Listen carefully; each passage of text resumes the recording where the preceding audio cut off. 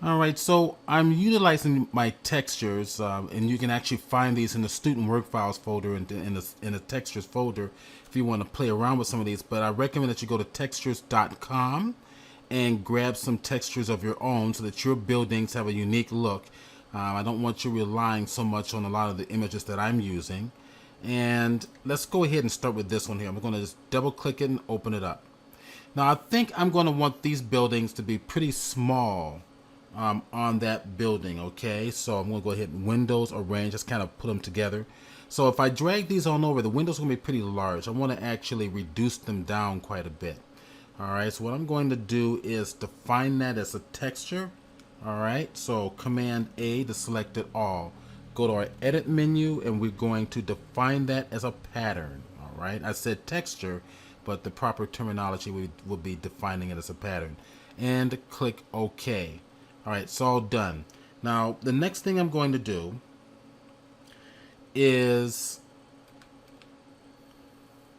I want to enlarge this texture so I can reduce it down to get smaller windows inside. Now, I believe we've done this before, but we're going to go ahead and do it again. Now, I'm going to go to my image size and look at the size of my document. And I'm going to go ahead and give it in inches. It makes it a lot easier. So it's 8 inches. It's the longest width. So I'm going to double that. Instead of 8, I'm going to go to 16. And I'm going to click OK. Make a brand new document. Go to 8 by 8, which is the largest size, 8 inch by 8 inch, because it's going to be a seamless tile. And make a brand new layer so I can actually work there. Shift F5. Shift function key 5 gives me the fill command. If I drop it down, I'm going to fill with what? I'm going to fill with the pattern. And what pattern? The brand new one that I've just created right down here in the bottom. And we're going to target OK, and we're going to fill it in. Okay.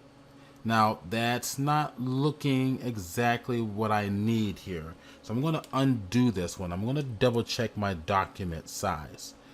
All right, so I'm going to increase it. Now I have an 8 by 8, and what I should have done was put in 16 by 16, right? There we are. So that mistake, which was good because now you get to see what happens. Those windows are much too large, so I can't really use them. Now watch, the windows are going to get small. So Shift F5 once again, fill it with that pattern. See, now the windows are much smaller. So if you can imagine, if I double the size of this document, the windows will be even smaller than these here. All right, depending on how large your windows you want them to be on your architecture. All right, let's go to my windows, arrange. Let's go ahead and tile them vertically. Here are my smaller windows right about here. I believe this is the larger one. So what I'm going to do is hit the V key and drag the smaller one, the smaller windows here. I want to make sure that that is the one, that is the correct one. I'm going to go image and image size. And yes, that is correct. All right, let's go ahead and close this out. Don't need it anymore. I'm going to close them both out and come back to here. The first thing I'm going to do is make that a smart object so I can resize them to my heart's content, not lose the quality. I'm pulling this down more. Why? Because I need to see my transform box. Command T, there's my transform box.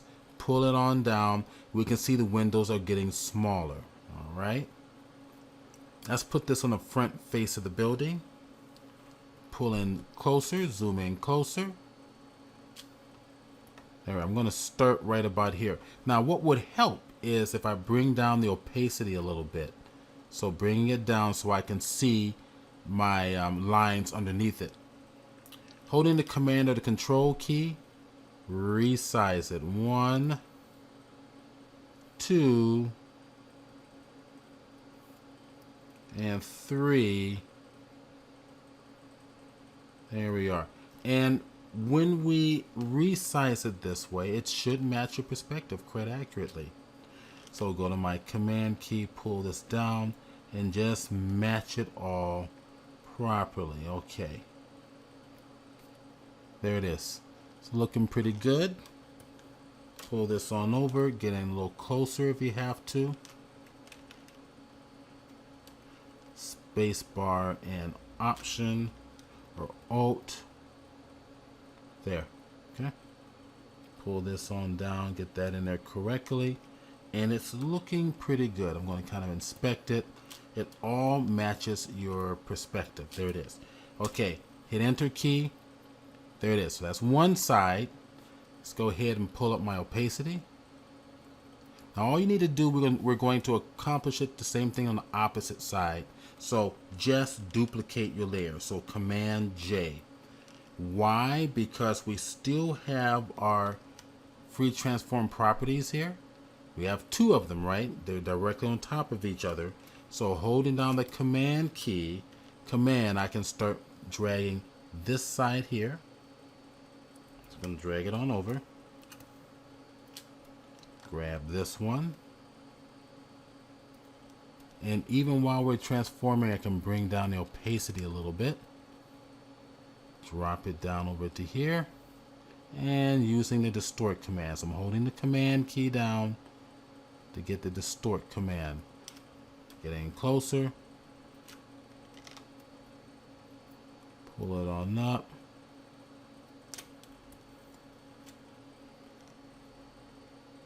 Pull that on up.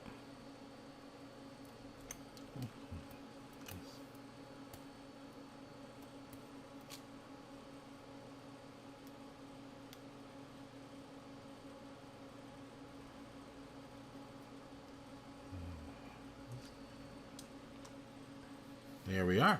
Pretty good. Okay, there's our building. Now, let's go ahead and take it up to 100%. And let's make some adjustments now. This side needs to be much darker than the other side. And this one could be a little bit lighter. So what I'm going to do is turn that off and on so we know which one we're dealing with.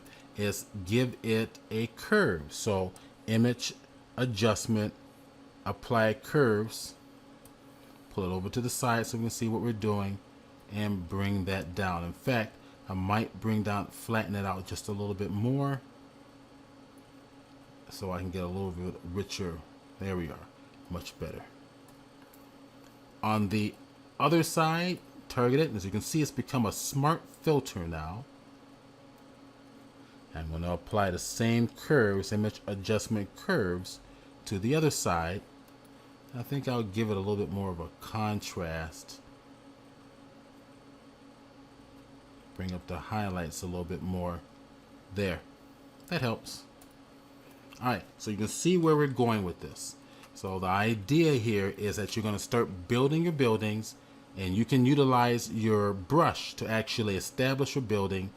I like to fill it in with the light so that it gives you an idea of what your lighting is going to be in your scene. I think that's very, very important to establish.